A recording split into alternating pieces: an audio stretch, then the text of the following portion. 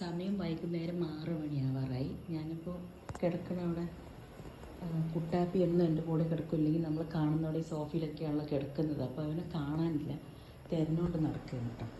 അപ്പോഴാണ് നമ്മുടെ കുട്ടാപ്പി ഇവിടെ കിടന്നുറങ്ങുന്നത് കണ്ടത്.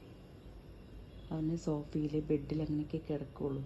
അച്ചു പുറത്തേക്ക് പോയാൽ അച്ചുവിൻ്റെ ബെഡിൽ കയറി കിടക്കും. അങ്ങനെയൊക്കെയാണ് ഇന്ന് കിടന്നുറങ്ങണുണ്ടോ ജനലിൽ.